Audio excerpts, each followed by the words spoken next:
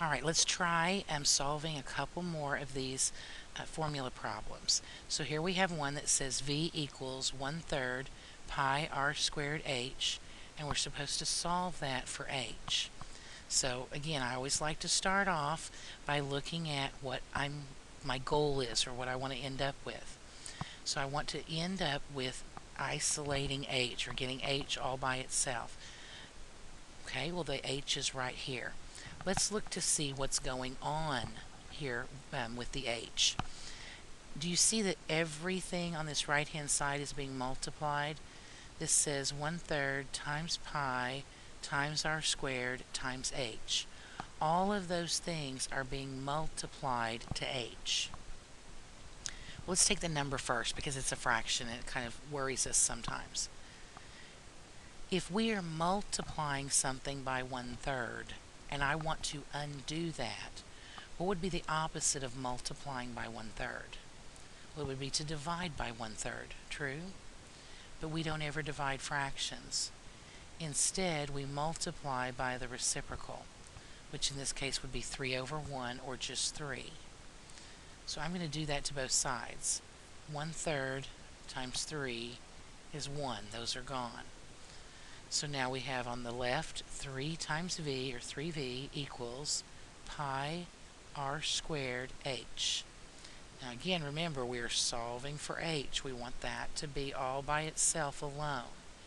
So we have to undo this multiplication.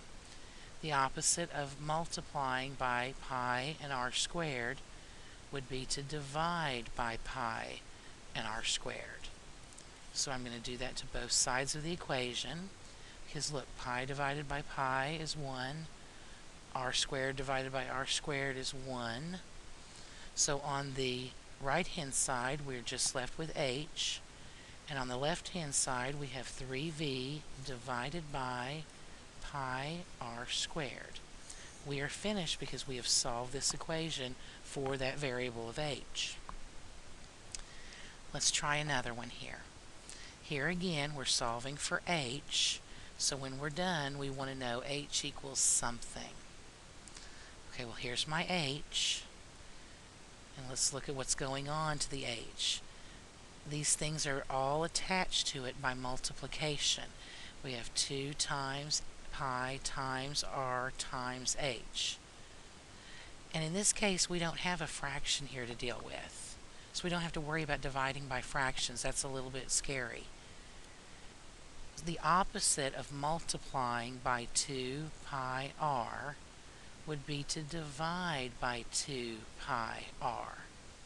That's okay, we can do that as long as we do it to both sides. Now look at what's happening here on the right. 2 divided by 2 is 1. Pi over pi is 1. R over r is 1. So on the right hand side we just have h, and on the left hand side we have s divided by 2 pi r. We can't simplify or combine any like terms. We have isolated the variable h, or gotten it all by itself, so we are actually done with this problem.